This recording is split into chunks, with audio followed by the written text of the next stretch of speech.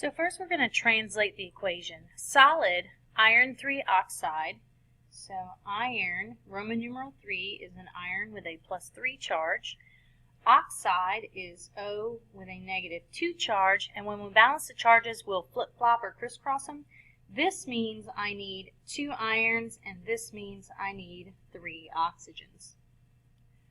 It's going to react with an excess of carbon monoxide gas. So carbon monoxide is just CO to produce solid iron metal, so that's just Fe, and carbon dioxide gas, which is CO2. Calculate the total mass of gases present after the reaction. So I do actually need to label the phases of everything.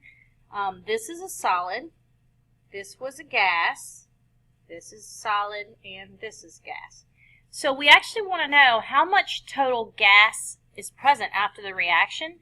So the question is, how many grams of CO2 do we have produced? And then how many grams of carbon monoxide do I have left over? Because you recall it tells us we have an excess of carbon monoxide. We are given 158.0 grams of iron 3 oxide, and we're told we start with 90.62 grams of carbon dioxide. Remember, this is excess, so you can go ahead and calculate everything based on iron 3 oxide, this given right here. So I want to do 2 different calculations. I want to find out how much carbon monoxide are we going to consume, and I want to know how much carbon dioxide are we going to produce. So we'll start with how much carbon monoxide will we consume. I'll go get the mass of iron 3 oxide from the periodic table by adding up 55.85 times 2 plus 16 times 3, which gives me a mass of 159.7. That's equal to 1 mole of iron 2 oxide. Then I can do my mole to mole ratio from iron 2 oxide to carbon monoxide. And we haven't balanced the equation yet. We need to take a step back and do that. There are 2 irons on the left, so I need 2 irons on the right. There's 4 oxygens on the left, so I need a 2 here to have 2 times 2 is 4 oxygens on the right.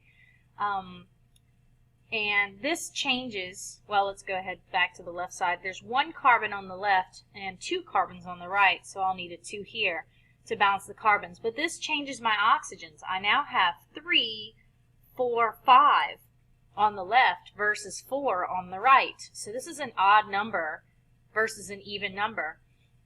Really, the best way to fix this is to change this coefficient to 3, and that'll give me 3, 4, 5, 6 oxygens on the left, and on the right I can put a 3 here, and that'll give me 3 times 2 is 6 oxygens on the right. And notice that fixes our carbons on both sides. Now we have 3 carbons, and the irons are still just fine, 2 on the right, 2 on the left. Okay, so now that we've balanced the equation, we'll put our coefficients. There's 1 mole of iron oxide to 3 moles of carbon monoxide, and then 1 mole of carbon monoxide is equal to, and it's 28.01 grams. I'll get that by adding 12.01 plus 16 from the periodic table. So when we take 158 divided by 159.7 times 3 times 28.01, we get 83.14 grams of carbon monoxide consumed. We have a total to start with of 90.62 grams. So we're going to use 83.14 of this 90.62, which is going to leave us the leftover amount of 7.48 grams of carbon monoxide. So that'll be important later to complete our calculation. Now we can go ahead and solve for the amount of carbon dioxide that is produced. So we will